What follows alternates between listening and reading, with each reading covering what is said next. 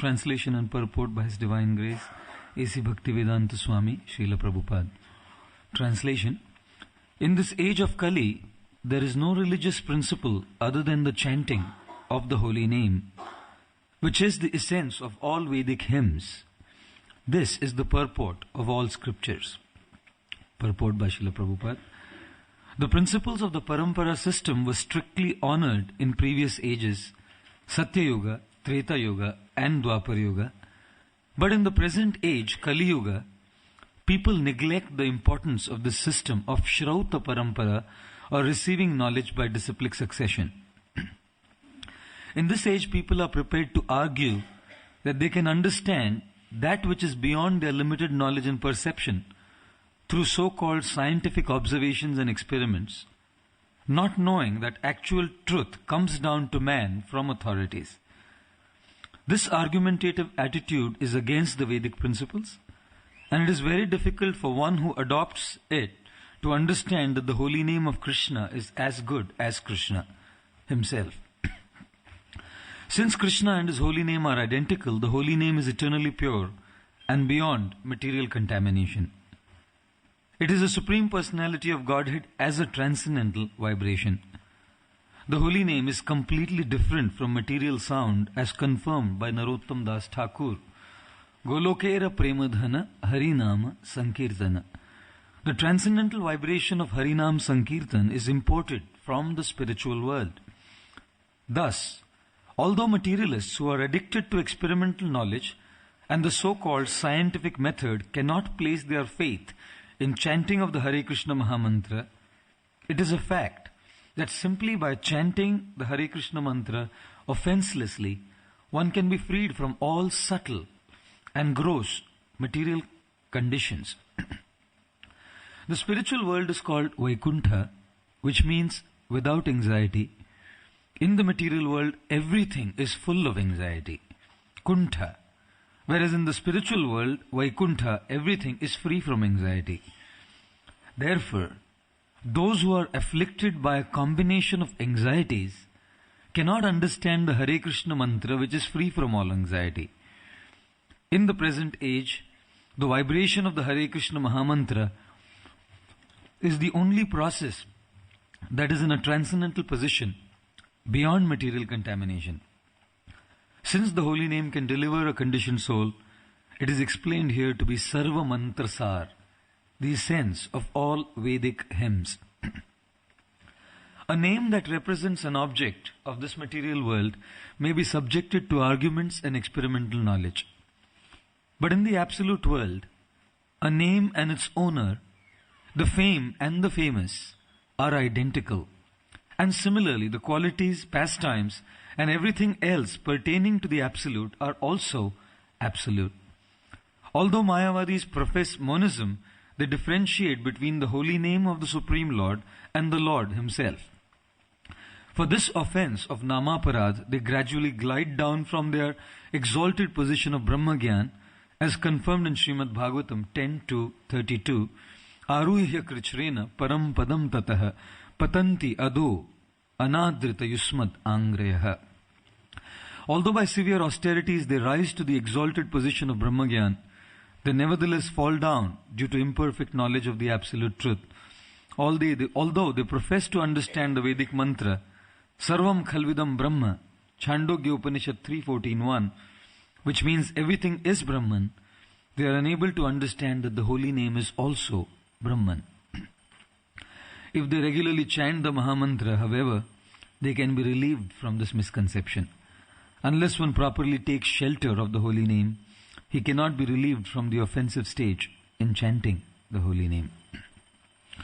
Om Agyantimirandhasya Jnananjana Shalakaya Chakshurun Militam Jena Tasmai Shri Gurave Namaha Mukam Karoti Vachalam Panghum Langhayate Girim Yat Kripa Tamaham Vande Shri Gurum Dinataranam Sri Chaitanya Ishwaram Paramananda Madhavam Namo Vishnu Padaya Krishna Presthaya Bhutale Shrimate Bhakti Vedanta Swami Niti Namine Namaste Saraswate Deve Gaurvani Pracharine Nirvishesha Shunyavadi Paschatya Deshitarine वाञ्छाकल्पतरुभ्यश्च कृपा सिन्धुभ्य एव च पतितानां पावनेभ्यो वैष्णवेभ्यो नमो नमः।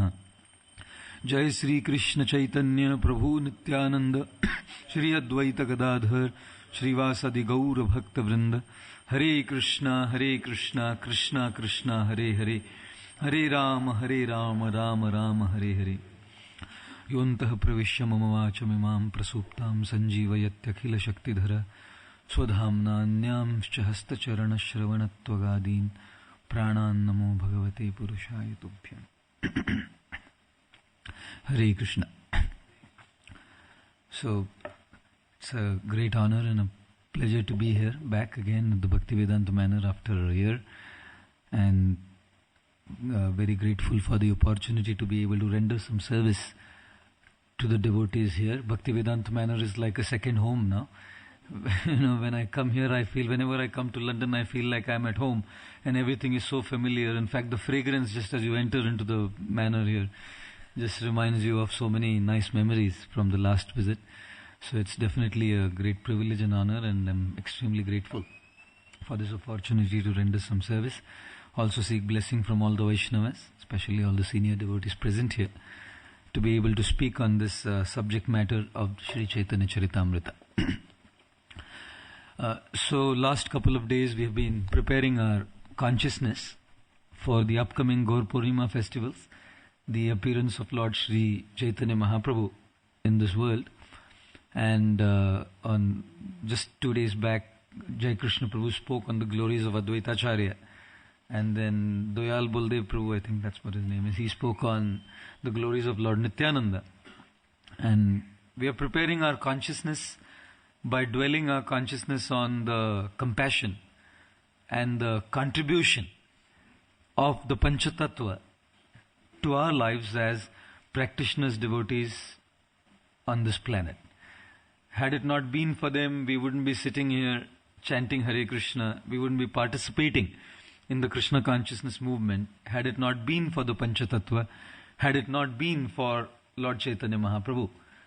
Therefore, there is a very popular song which was sung by our acharyas, Jadi Gaur na hoito, tabe ki hoito, kamone dhoritam de. If Gauranga wouldn't have come, what would have happened of me? How would I be able to survive in my life? Radhar Mahima, Prema Rosho Sima, Radhar Mahima, the greatness of Sri Radha, Prema Rasa Sima, the greatness of her love for Krishna, Jogate Jana to ke. How would the world know? How would the world know the greatness of the devotion, the dedication, and the love of Srimati Radharani to the lotus feet of Krishna, unless Sri Chaitanya Mahaprabhu would have come here? And last year probably, His Holiness Jayapataka Swami Maharaj, he wrote a song in glorification of Srila Prabhupada, and he said, Jadi Prabhupada na hoito, tabi ki hoito, kemone dhoritam de. If Srila Prabhupada was not there, what would have happened of us, and how would we be able to sustain our lives? Mahaprabhur Mahima, Prema Rasa Sima, Jagate Jana to ke. How would the world come to know about Sri Chaitanya Mahaprabhu, about the Panchatattva, unless Srila Prabhupada would come and preach the Krishna consciousness movement on behalf of the Panchatattva? So when we talk about Panchatattva, all we can do is bow our lowly heads at the dust particles of the lotus feet of His Divine Grace and fill our hearts with unlimited amounts of gratitude that it was His coming that gave us the opportunity to understand the Panchatattva, understand the grace of the Panchatattva, and practice the process of Krishna consciousness. There has never been, and I don't mind saying that there will never be, an ambassador of the spiritual world like His Divine Grace, Srila Prabhupada. Such contributions that he make to our lives and the world, contributions which are absolutely unparalleled. In Sanskrit, they say, na bhuto, na bhavishyati. Never in the past, nor shall someone like that be in the future. Srila Prabhupada ki jai. I come from India. I come from an Indian family. I come from a Hindu family. I was born, raised with Hindu culture. I heard so many stories about Hinduism. I heard so many stories about so many figures in Hinduism. And Krishna and Balaram were very popular personalities. In fact, we had a ghee brand called Krishna Balaram Ghee. You know, on a ghee can, there was Krishna Balaram's picture called Krishna Balaram Ghee. You know, in India, there are so many shops which are named after Krishna. Krishna saris, Keshav mithais, Balaram samosas. It's very popular. Giriraj sweets. We all grew up hearing all of these things. You know, it was absolutely common. And we also heard about Vrindavan. We heard about Mathura. We heard about Dwarka. We heard about Kashi. We heard about Jagannath Puri. We heard about Kedarnath, Badrinath, all of these holy places. And when I first came to the Krishna consciousness movement, and I heard the two names, Nimai, Nitai, they sounded strange to me. And I come from India. Except for the small tract of land called Bengal, and people in Bengal, and most Bengalis also did not know about it. You know, many Bengalis also did not know about Sri Chaitanya Mahaprabhu and Nityananda Prabhu. And here I was coming and sitting and hearing these strange names called Nimai and Nitai, and I heard about something called as Mayapur. Well, we always lived in Mayapur.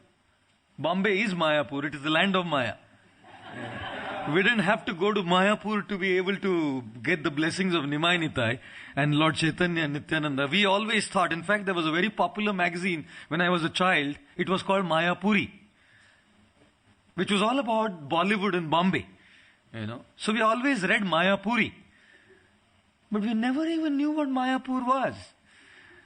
You know, quite stunning, quite amazing. One student recently came to our temple. And he was coming a couple of times, and after a few times, he said, these two people with their hands raised up, is it that the teacher has punished them like this? You know when teachers punish and you stand in school with your hands raised up, why are they always holding their hands up?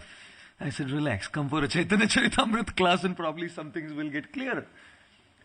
Just recently, myself and one brahmachari, we were standing in the corridor of our temple. And in the courtyard, we have all these dioramas. And there's a diorama of the Panchatattva, all the 5 members of the Panchatattva with their arms raised. And a teacher brought a group of students to show these dioramas. And this teacher's telling the students, so, the center man who's with the hands upraised is the earth element. The one on the left is the water element. The one on the extreme left is fire. Then this other gentleman standing there is air, and the one on the right is ether or space. This is Pancha, 5, because the title there was Pancha Tattva. So he said, this is the 5 things, the 5 tattvas of existence: earth, water, fire, air and ether. These represent these 5 things, and when all 5 things are under our control, then we realize that we are the divine. You know, we are the divine. And this is what Panchatattva means. So the brahmachari who was standing next to me, he said, I want to punch her tattva off by becoming Panchatattva, you know. He's telling me, he's standing right next to me, I'm going to act as Panch Tattva by giving her a punch. I said, relax, you know, take it easy. Don't be so quick in Panch Tattva, punching her off. And I was really thinking, you know, if it wasn't for Srila Prabhupada, these were the speculations that would exist about Panchatattva. That the 5 elements of material existence, the 5 senses, and ultimately you are the one divine within. Thanks to Srila Prabhupada for having revealed the most glorious scripture, you know, the most glorious scripture, Sri Chaitanya Charitamrita, which is such an incredible thesis on devotion, which is such an incredible thesis on devotional relationships. It's an incredible book. So we are reading from this particular chapter, you know, Lord Chaitanya and 5 features. And this verse is a part of a story, a pastime of Lord Chaitanya Mahaprabhu trying to deliver an impersonalist Mayavadi sannyasi whose name was Prakashananda Saraswati. The story begins by Lord Chaitanya Mahaprabhu being in Varanasi, Banaras, And there were two devotees of Lord Chaitanya there who were extremely devoted to the Lord. They loved the Lord. Their names? Chandrasekhar Acharya and Tapan Mishra. You know, even these names sound so funny. So many names at the time, you just get totally confused and bewildered. And when people come to the Krishna consciousness movement, two things are very bewildering to them: names and hairstyles. You know, every person looks the same. It's a very round face, and every name is the same. And in India, at least, they know that Bengalis have the surname Das. So when they find 150 Dases, they're thinking, my God, you're all from Bengal and belonging to one family or something. We have one gentleman from Cambridge. Name is Kasra. That's right? Your name is Kasra? Yeah. And last night we were talking, and I just couldn't get his name right. And he kept calling me by my name. So I asked him, for the first time we are meeting, how did you get my name right? He said, I practiced it. Someone told the name and I kept saying it several times to be able to get the name right. Chaitanya Charitamrita, full of names. And sometimes they seem to be so alien, but their characters and their personalities are amazing. And isn't it therefore they say, what's in there in a name? You know, what's in the name of a person? What's there truly is in the character of a person. Chandrasekhar Acharya and Tapan Mishra, oh, how they loved Sri Chaitanya Mahaprabhu. And as they were staying there, suddenly they realized that there was a group of sannyasis, 60,000 of them, headed by Prakashananda Saraswati. 60,000 sannyasis, all of whom were against what Chaitanya Mahaprabhu was doing. And they were not quiet. If you're against someone, keep quiet, it's fine. But if you're against someone and you start talking about it and publicly broadcasting it and criticizing someone, my God, what a mess we create for other people. You know, if we can't go along with someone, fine. If we can't agree to someone's opinion, fine. If we cannot subscribe to someone's way of thinking and behaving and acting, fine. Why do we have to go on a public rampage of trying to just pull out all the animosity within our hearts and just putting it forth, publicly broadcasting it? Imagine Lord Chaitanya with only 2 followers there. Chandrasekhar Acharya and Tapan Mishra were the only 2 followers in Varanasi.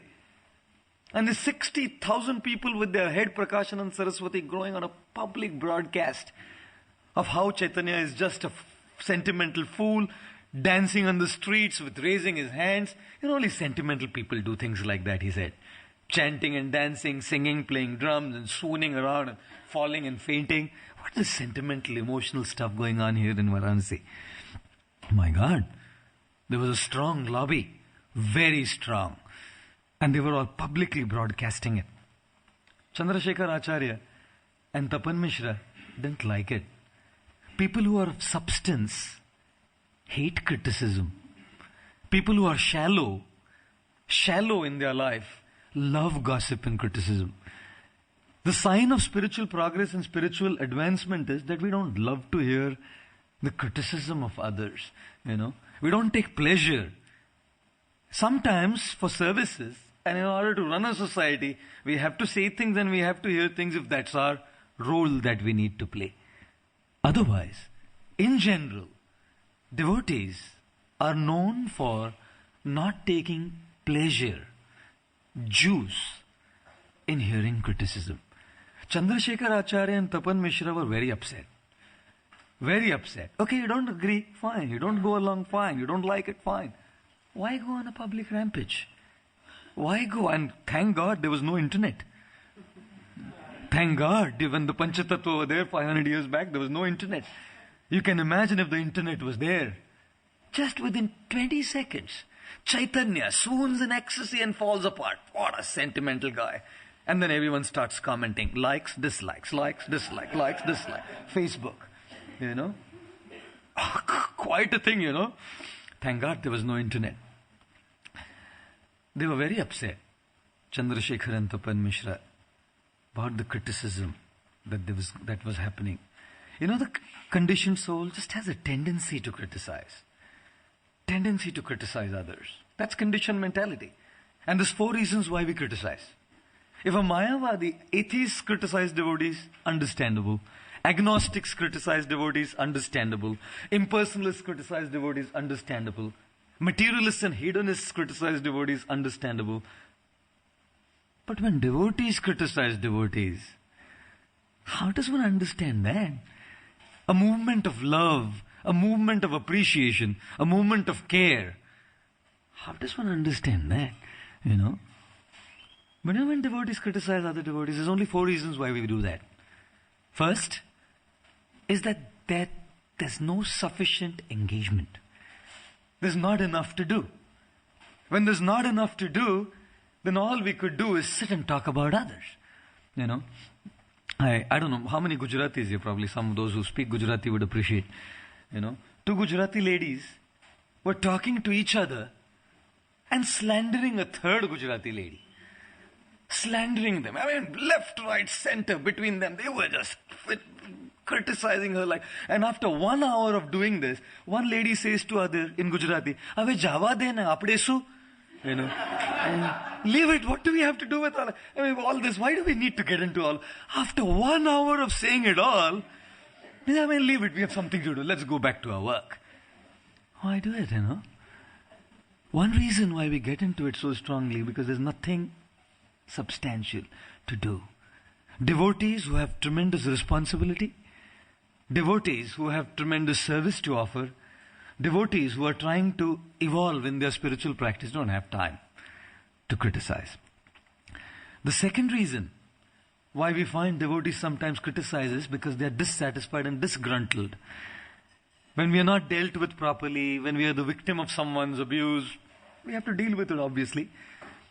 But when we are disgruntled and dissatisfied, it comes forth in the form of criticism of the society, criticism about a temple, criticism about the managers, criticism about other Vaishnavas, criticism about everything, everyone and everything under the sun, to such an extent that we don't spare the most magnanimous Acharya, Srila Prabhupada. And then it reaches to the Panchatattva. My God, disgruntled, you know, comes forth in the form of criticism.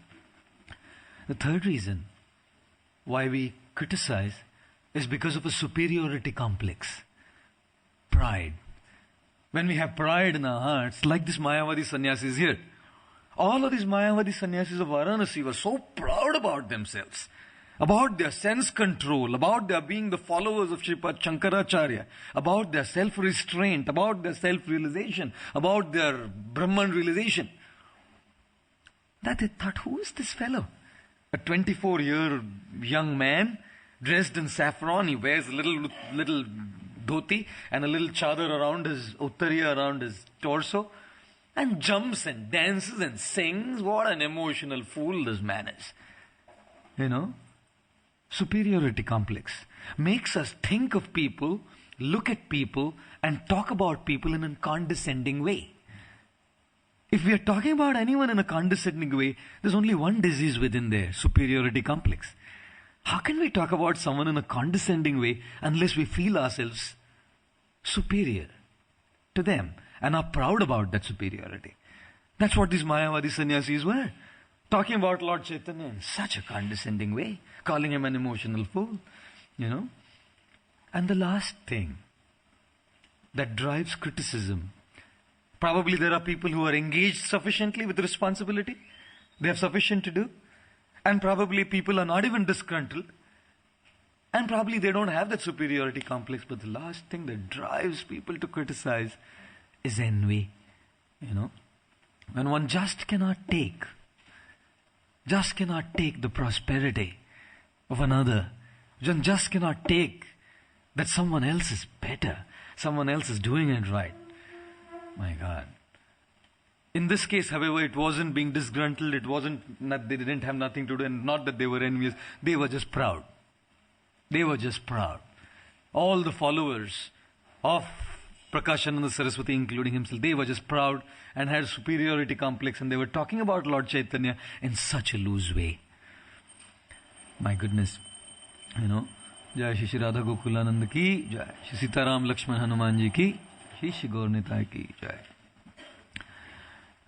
You know what? Anything material is driven by the law of gravity. And the tendency of the law of gravity is to always drag things down. Drag everything material down, drag our spiritual principles down, drag our consciousness down, drag our commitments down. That's material. Material means to just drag it down, law of gravity. Spiritual, law of gravity is to always pull things up, always to pull things up. And therefore the words used are also fall down and uplift. If you carefully see, anything material is fall down, everything goes down.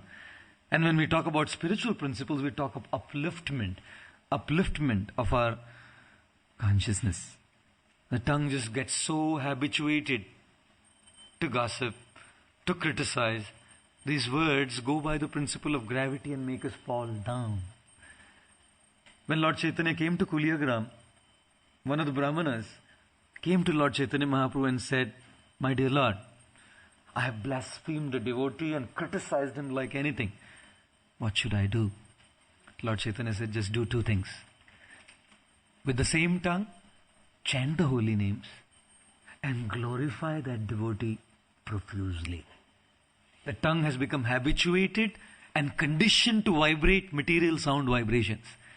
Lifetime after lifetime, for millions of lifetimes, there has been a conditioning that this little flap of flesh wiggling within the tongue, within the mouth, left and right, has got accustomed to vibrate material sound vibration. And therefore Srila Prabhupada taught us, Krishna consciousness is about vibrating spiritual sound vibrations. And there are two kinds of spiritual sound vibrations: glorifying Bhagavan and glorifying Bhakta. Glorifying Bhagavan is through the chanting of his holy name, and glorifying Bhakta is by glorifying the qualities of that devotee. And thus we find Chandrasekhar Acharya and Tapan Mishra were extremely upset that Prakashananda Saraswati and all the sannyasis were criticizing Lord Chaitanya. So they came to Sri Chaitanya Mahaprabhu and they said to Lord Chaitanya, "My dear Lord, all of them are criticizing you. Why don't you do something about it?" And you know what Lord Chaitanya Mahaprabhu did? Smiled. He simply smiled. And Srila Prabhupada said, Lord Chaitanya taught us how to handle personal criticism. When we are criticized and we are the object of someone's criticism, if it's not too much of an issue that we can't just handle it, smile. It increases our face value, A smile is a curve. It's a curve. It goes like this, ear to ear. Smile is a curve that sets a lot of problems straight. Curves don't generally make things straight. But this is a curve that can sort a lot of problems straight. Lord Chaitanya simply smiled. They're criticizing me. Fine. I'm not saying we should always do it, because we are not Lord Chaitanya. We are not Lord Chaitanya. When sometimes someone keeps giving it to us every now and then, God, go and smile. It's too much. Sometimes smiling is hard, Most times smiling is hard because we are not Lord Chaitanya. Therefore, we have to learn how to handle criticism on a personal note as well. And there are 4 ways how to handle criticism. When it comes to us personally, there are 4 ways to handle it. The first is to think that maybe there is some element of truth in what this person is saying.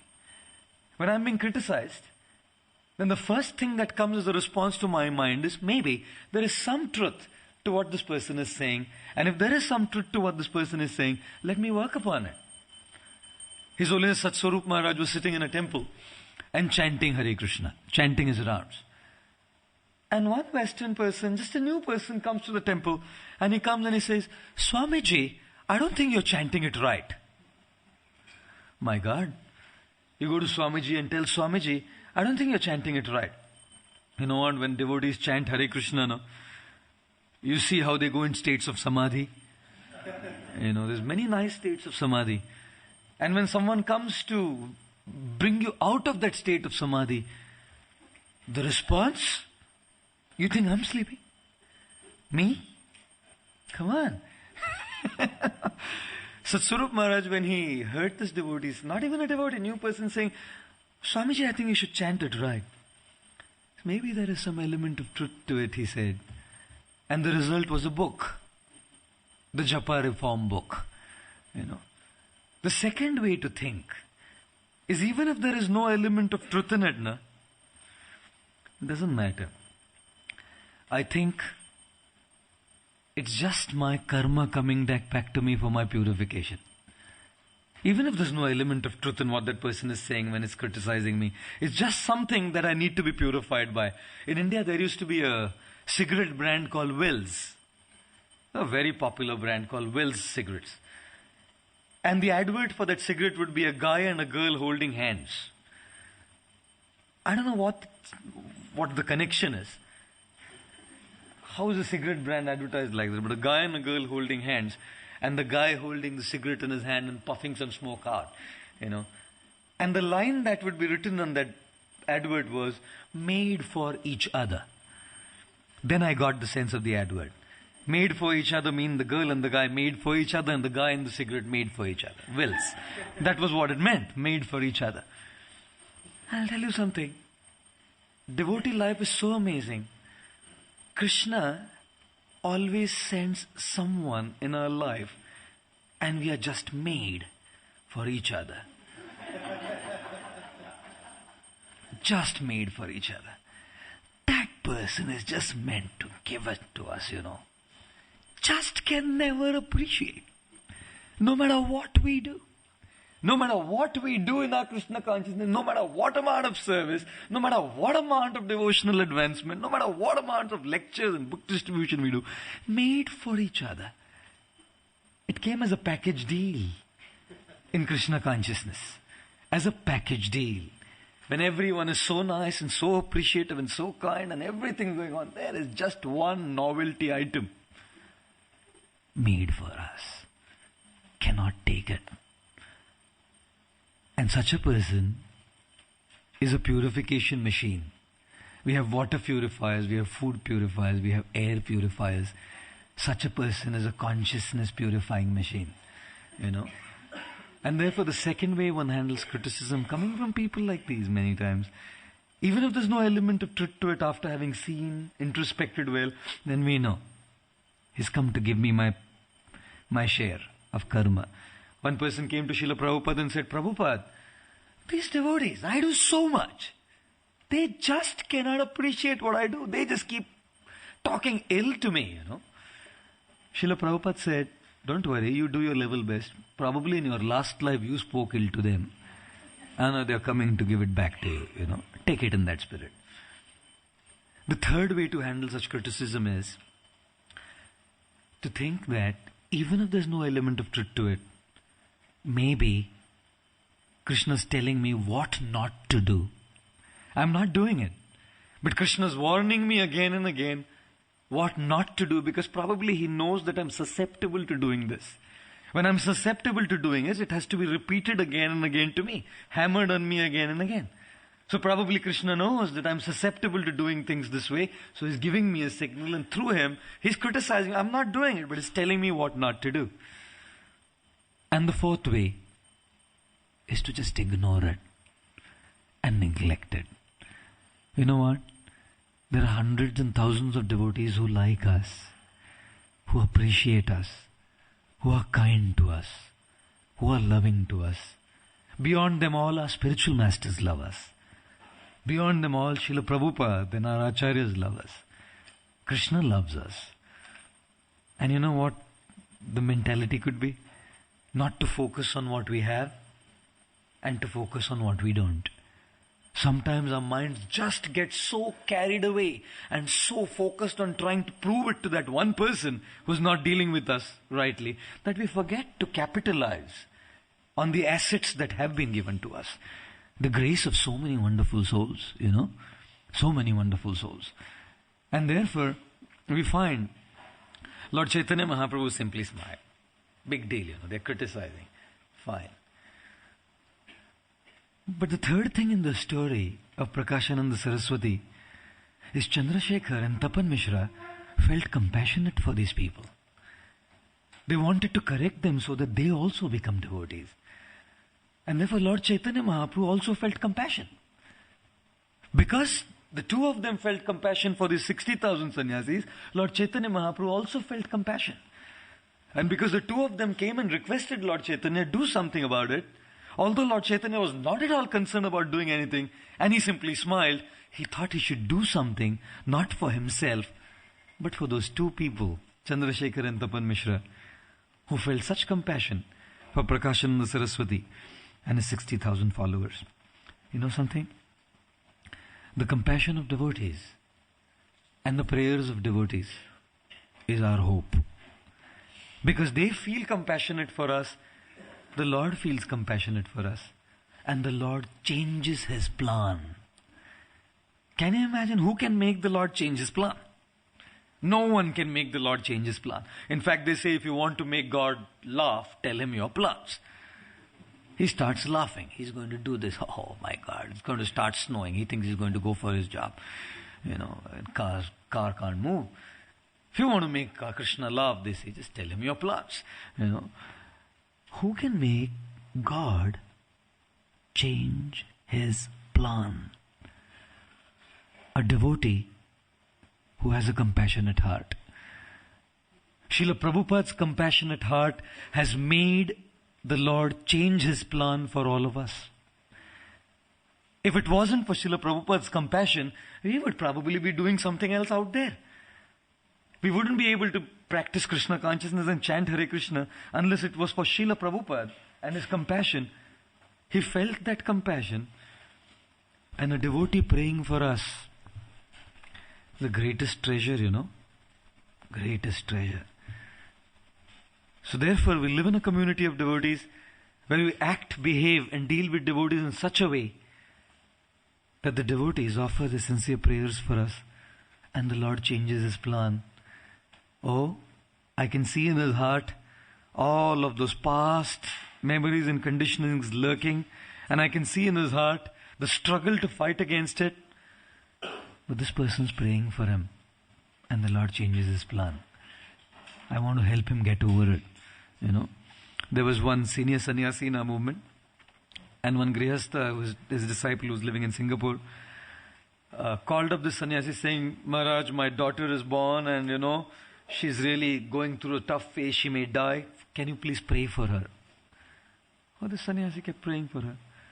And after that they moved to India. And one day this sannyasi, after 10 years, the daughter is 10 years old now, the sannyasi asked this man, how is your daughter? Is she better now? He said, Maharaj, what better now? What do you mean better now? He said, no, you told me that, she's very sick and she may die, and you asked me to pray, and I'm praying till today. That sannyasi prayed for that girl for 10 years every single day, because the father did not get back and tell his guru that my daughter's better. Kept praying for 10 years. And I'm thinking, my God, having a compassionate devotee offer that prayer, Hare Krishna, what a treasure. The Lord definitely changes the plan, As Chandrasekhar and Tapan Mishra offered this prayer to Lord Chaitanya decided, I must do something about it. Mayavadis? Go and meet the Mayavadis? Wasn't he the man who said, wasn't he the personality who always said, Mayavadi bhashya shunile hoy sarvanash? Wasn't he the person who said that Mayavadi Krishna aparadhi, that Mayavadis are the offenders to Lord Krishna? Can you imagine? The prayer of a devotee makes the Lord change the way He thinks. I want to go meet these people. How would I go? How do I go to them? How will Lord Chaitanya go? Go straight to the Mayavadis and confront Prakashananda head on. What do you think, man? You're talking all of this thing, all this Mayavad philosophy, all junk. What are you talking? All this is illusion. What Shankaracharya told is all bogus. Would you do that? Or would you devise a plan? Just make a plan. Go around somehow or the other, get them. Lord Chaitanya is omnipotent. As soon as He thought, I want to deliver them, he inspired one of the Brahmanas in Varanasi. And suddenly a Brahmana, just as he thought, came up there to Lord Chaitanya and said, I am inviting all of these people home for prasad. Would you also like to join? People invite sannyasis home for prasad. Srila Prabhupada used to say that. Srila Prabhupada said, just look at us. I am a Swami and people are calling me home for prasad, and they are offering me such fantastic food, and then they are offering me a donation, and then they are saying, sorry Swamiji, if we made any offense, please forgive us, after feeding and making a donation. And Prabhupada said, just see, people are all going and paying to eat, and we are being paid to eat. Srila Prabhupada said, people are all going to restaurants and are paying to eat, and here we are being paid to eat. Sannyasis and sadhus and brahmacharis anywhere who wears this cloth saffron in India, eating is such a big deal at homes then. People keep inviting you to home for prasadam, and so said, I have invited Prakashananda's followers for prasad. Would you mind coming? And Lord Chaitanya Mahaprabhu, who would have never thought about it that way, said, okay, I'll come. I'll come and eat at your place. How Lord Krishna comes and arranges things to be is quite amusing. He arranged for this Brahman to come and invite him home for prasad to deal with Prakashananda Saraswati. And how Lord Krishna comes in the life of a devotee to fulfill his desire is quite amazing. I don't know if you ever stuck with a problem in the city where you were in the countryside and suddenly you start feeling your heartbeat is going up. You start seeing, losing eyesight and start getting nauseated and are about to faint, and the only one thing you could do is call up the ambulance. And you have the number of the ambulance, the emergency calling services. You call the ambulance. And when we call the ambulance, we are standing there waiting for the help to come. From which direction the ambulance would come, we have no idea. We could be standing there, we have done our job of calling. Now how Krishna comes, how the ambulance comes and from where it comes, no idea. You know what we do when we chant Hare Krishna? We dial an emergency number. Krishna, I'm in trouble. My consciousness is in trouble. I'm stuck here. Please send protection, relief services, an ambulance. Where it comes from, how it comes from, is absolutely unknown to us, but it comes. When Chandrasekhar and Tapan Mishra wanted that the sannyasis be delivered, how it was to happen, they didn't know. And the Lord arranged a Brahmana to come and invited him for prasadam.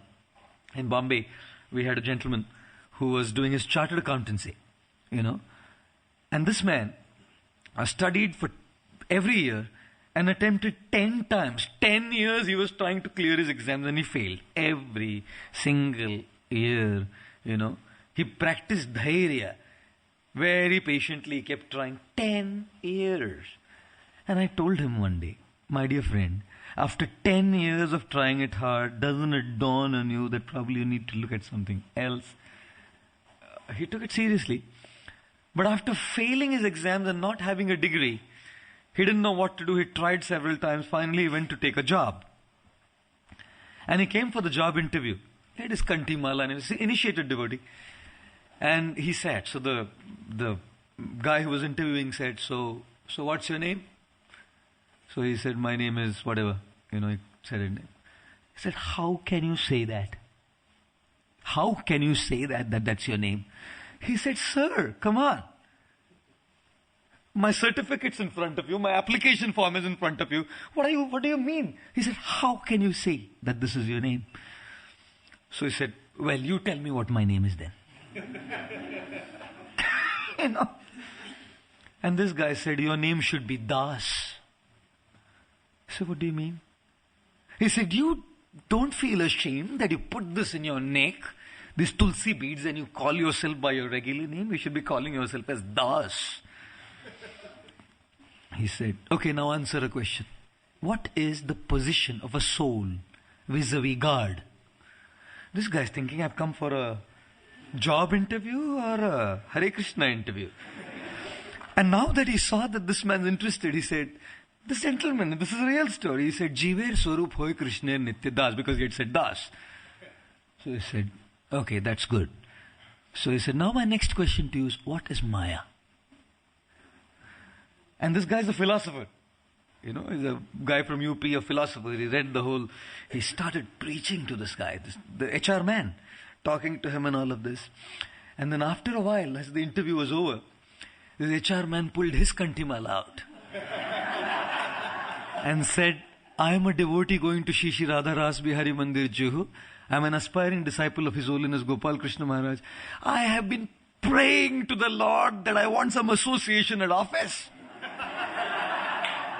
All around, I'm just surrounded by all of these wild guys. I want some association in office. And here you are. He said, even if you don't have the skill part, you don't worry. I'll train you up. You are selected. Go. He pulled him on for the job. And now he's working with him. And every now and then, as both of their work is done through the day, the boss, the HR man, works under him, calls him in the office, closes the door, and they discuss Krishna Katha. Boss and the subordinate, And this devotee was sharing his realization and was said, months I was thinking, what will I do? I don't have a degree, I don't have a job, and I want to serve Krishna through my work. And how Krishna comes, through whom he comes, from where will the ambulance come to rescue a person? God knows, This Brahmana came and said, please come to our place for prasad. When Lord Chaitanya Mahaprabhu arrived at the home of this Brahmana, he went there. All of these sannyasis, glowing, glowing with their saffron robes and with their piety and goodness, sitting up there with their dandas, ekadandas, all of them sitting on this raised dais. And Sri Chaitanya Mahaprabhu came and sat at a place where everyone washed their feet. And Srila Prabhupada comments in his commentary that every time in India, sannyasis would walk bare feet. So when they would walk into a home or a temple, they would wash their feet and walk in because it's dusty. He sat there in a very lowly place where everyone washed their feet, sitting down there in a very humble way. And it's not that he acted like that, he felt like that. He felt that I'm no one compared to them. It's very easy to act humble, When times come, then all our humility is exposed. He sat there. Like just a very lowly person just sat there. And therefore, there's an amazing point there. Preaching is not about competence and knowledge of Shastra, which he did later. Preaching is about character. Prakashanand Saraswati and his followers were so much attracted by the character, affected by the humility of Lord Chaitanya, by the character of Lord Chaitanya. He did not come and start shouting that you're Mayavadis. He didn't start criticizing them. He didn't start looking down upon them in a judgmental way. He just came and sat there. Srila Prabhupada, what humility. Once at the airport, Srila Prabhupada was sitting with all the devotees, and the temple president came and announced, so, all the devotees to this side, please. And Srila Prabhupada got up and started moving to that side. And then the temple president said, Prabhupada, not you, Prabhupada, the devotees. Prabhupada said, so, I'm not a devotee? And he just walked apart. He didn't think that, I am the acharya of this movement. I am the leader of this society. Character, humility, so powerful, can change a hard heart. Impersonalism makes the heart hard. No amount of philosophy, no amount of debate, no amount of argument can change a person the way the character of a devotee can. Many times preaching becomes simply, endless arguments and debates and fights and counter arguments. That's not preaching. That's only one aspect of preaching.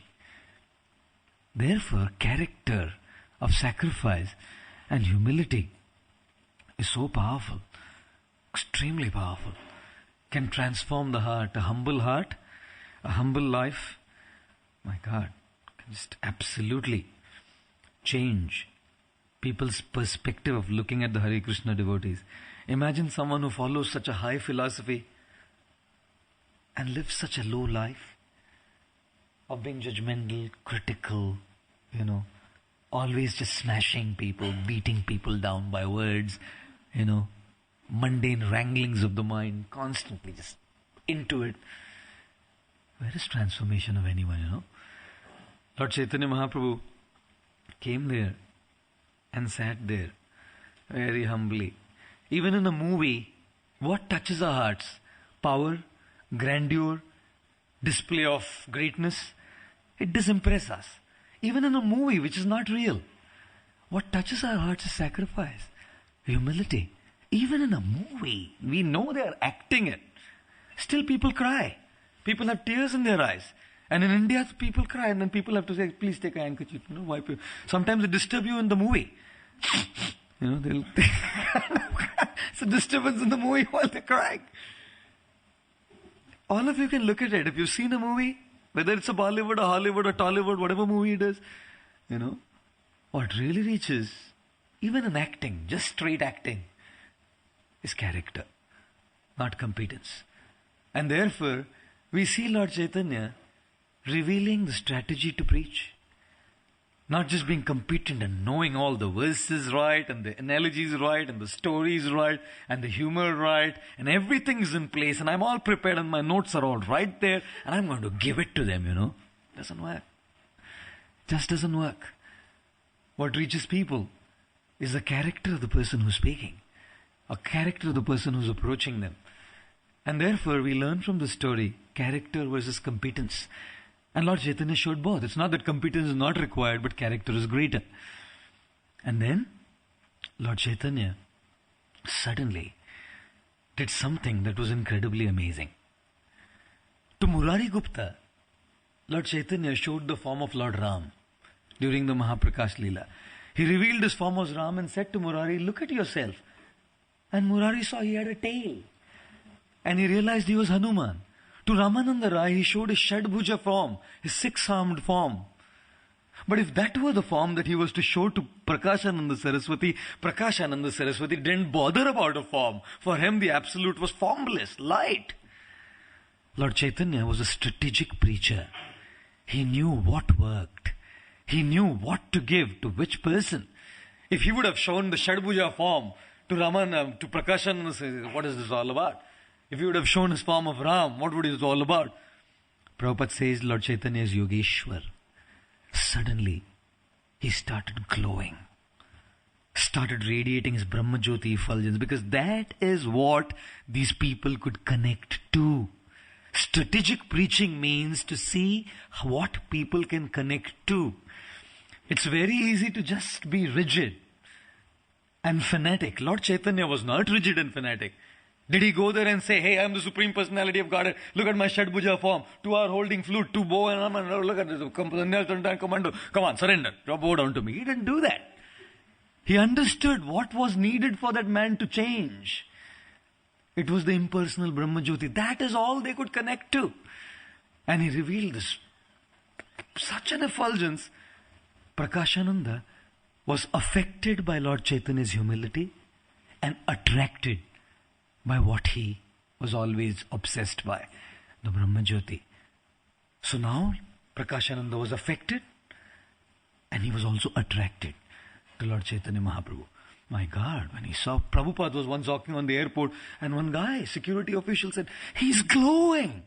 Can you see? He's glowing.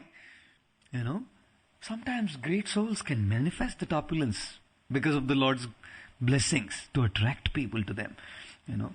But all of us can glow without a single ray coming out. Don't go to the mirror and start thinking, my God, or start putting some facials on saying now all this cosmetics on, we start glowing. Satisfaction and contentment in devotional service makes a Vaishnava glow.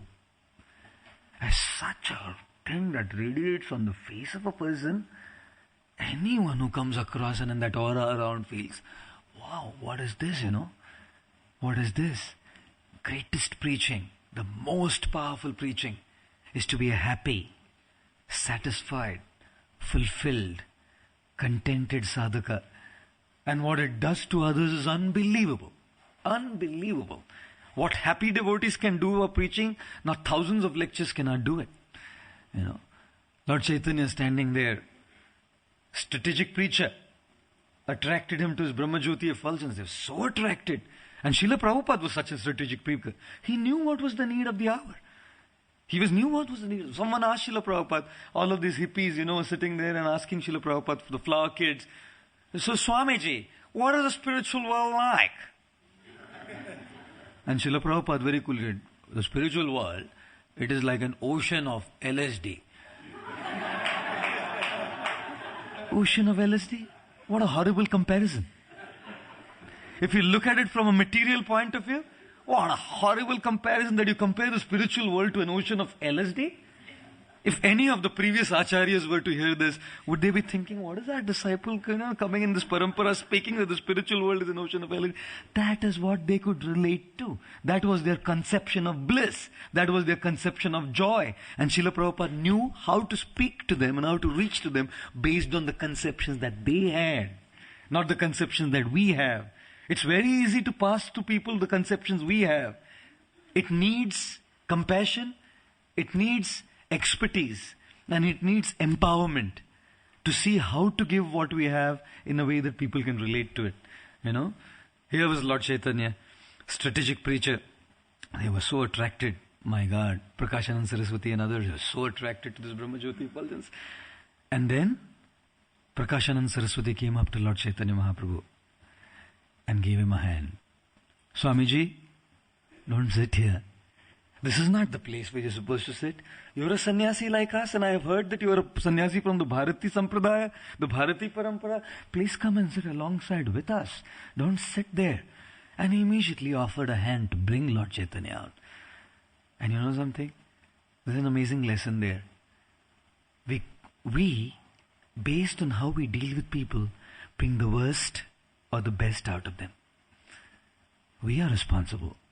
We are always, at all times, responsible to bring the best side or the worst side of people by how we treat them, how we deal with them, how we behave with them. And everyone has a good and bad side. Everyone has the best and the worst side. But we become responsible. Why do we say that this devotee doesn't behave rightly, or this devotee says this, or this devotee doesn't treat me nicely? We are responsible. We are responsible.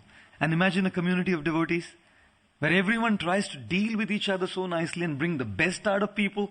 What a community that is. With everyone having similar mindsets to bring the best out of each other.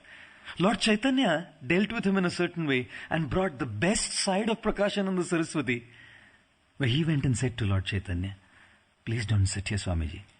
This is not a place for you to sit. Imagine if Lord Chaitanya would have come and said, you Mayavadi sitting there, you talk on the Vedanta Sutra, get lost, man. I'm going to tell you what the Vedanta Sutra is. You know what he would have said?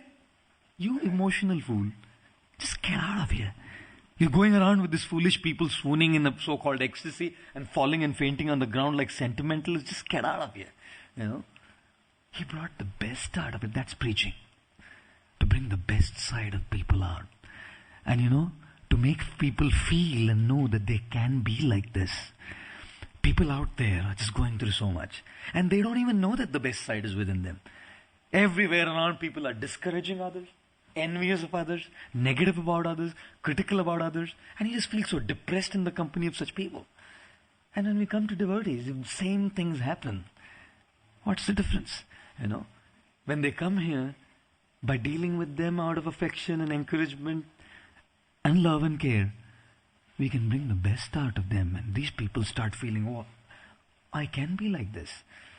I can be like this. And then, of course, Lord Chaitanya Mahaprabhu held the hand, Prakashananda held the hand of Lord Chaitanya. And that is where his Agyata Sukriti began. He got the opportunity to serve.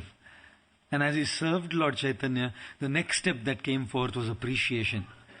He started appreciating Lord Chaitanya and said, you're like Narayan. You look like Narayan, my dear Sannyasiji, Swamiji. And then he asked, all said and done, I have one question. This is how Lord Chaitanya brought him to ask a question. This is what it took to bring Prakashanand Saraswati to the stage to ask a question. Swamiji, I have a question for you. You're a sannyasi, aren't you? Why do you go around chanting these names of Krishna like a sentimental person? And then Lord Chaitanya said, Guru mora murkha jani, korila shasan. My guru said I was a fool. And I don't think I could understand Vedanta the way you understood it. So my guru told me, you chant the holy name. And you know something? I started chanting.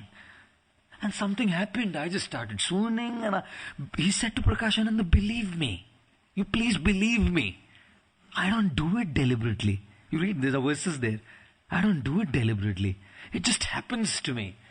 He said, and when it happened to me, I went and asked my Guru, Shuno, kiba mantra dila gosai, kiba tara bol, jopite man hoile pagol. Kiba mantra, what mantra did he give me? And what is the power of that mantra? When I chant, I feel I'm just going crazy and I'm just feeling just ecstatic symptoms. I don't know what the power is. And he said, my Guru told me, please continue, my dear child. By this upajye bhav, this is how your love for Krishna will be invoked. Go ahead. And Srila Prabhupada's comment in this purports is amazing. He says it's not about chanting or not chanting. Success in spiritual life is about obedience to the spiritual master and pleasing the spiritual master.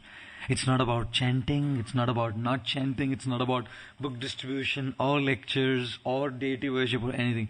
Nothing really. Srila Prabhupada, quoting Lord Chaitanya's example, says the crux is obedience to the spiritual master. And then that bhav comes out to be. When one chants because the spiritual master wants, when one serves because the spiritual master wants, then those spiritual activities have the potential to bring in that bhava, that love for Krishna, And then of course finally, he was even convinced about that, and Prakashananda Saraswati said, but I have another question. All of that said and done, why don't you study the Vedanta? And then that is where Lord Chaitanya Mahaprabhu finally showed his competence. He started talking about the Vedanta Sutra. Now philosophy came. Now a lecture came. And now he started talking about how the Sharirika Bhashya is not right. And Prakashananda was a changed man. As soon as Lord Chaitanya had spoken about the Vedanta, he had first prepared him, not given him a straight blow. He had prepared him all through the story. And then when the philosophy came, he was saying, yes, that's right, that's right, that's right. Yes, yes, yes, yes. Preaching means to make a person say, yes, yes, yes, sir, you're right. Yes, sir, that makes sense. Yes, yes, yeah.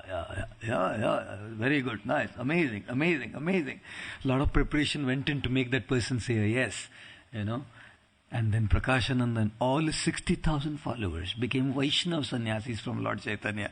And now they joined him in the dancing and the chanting of the holy names, as is mentioned in this particular chapter, Lord Chaitanya in his 5 preachers. Therefore, to conclude, there are these 10 aspects we can learn from this story, which we have heard this morning. The first is criticism, how criticism is just the tendency of the conditioned soul, and we heard when we have nothing to do, when we are disgruntled, have a superiority complex, or we are envious, we blurt things out and criticize. That's what the Mayavadi sannyasis did. The second thing we heard was handling personal criticism. Lord Chaitanya smiled, to see that, okay, there's some element of truth. If there's no element of truth, it's my karma. Or Krishna's telling me what not to do. It's neglected. The third thing that we learned from this story this morning was how the compassion and the prayers of a devotee can change the Lord's plan. Chandrasekhar and Tapan Mishra's prayers to Lord Chaitanya was the cause of the deliverance of Prakashananda Saraswati and his followers. The fourth thing we heard was the Lord is omnipotent, and how he'll work out a deliverance is quite amusing. He knew when he had this Brahman invite him for prasad, and that's how he worked out the deliverance of Prakashananda Saraswati and his followers. The fifth thing we learnt was character versus competence. Lord Chaitanya proved that it's not competence that can change people's heart. It is a character of humility that can change people's heart. The sixth thing we heard this morning was strategic preaching. We have to know what people can connect to. Lord Chaitanya exhibited his Brahmajyoti and his effulgence because he knew that is what they would appreciate and connect to. The seventh thing we heard was we can draw the best or the worst out of people by our dealings. Lord Chaitanya, by his dealings, brought the best out of Prakashananda Saraswati. The eighth thing that we spoke about this morning was the service. Service changes a person and makes one more appreciative. Prakashananda gave a hand to Lord Chaitanya, and that's where his Agyata Sukruti began. The ninth thing we heard was Lord Chaitanya said it's not about this or that, it's about obedience to the spiritual master. Guru mora murkha dekha korila shasan. And conclusively, the 10th thing we heard was that is when preaching, in terms of speaking the philosophy, works. He had prepared him all the while, And then the final thing was Vedanta Sutra. And there was transformation. And that is what Srila Prabhupada was. And by the example of Srila Prabhupada, and by going through these incredible stories in this book, all we can do is learn more and more and more, and evolve in our understanding what spiritual life is, what preaching is, and try to learn the sensitivities of how to do it while we try to administer it to others. Thank you all very much. Hare Krishna. Jai Shri Chaitanya Charitamrita ki jai. Srila Prabhupada ki jai. Gaur Premanande. Hari Hari Bol.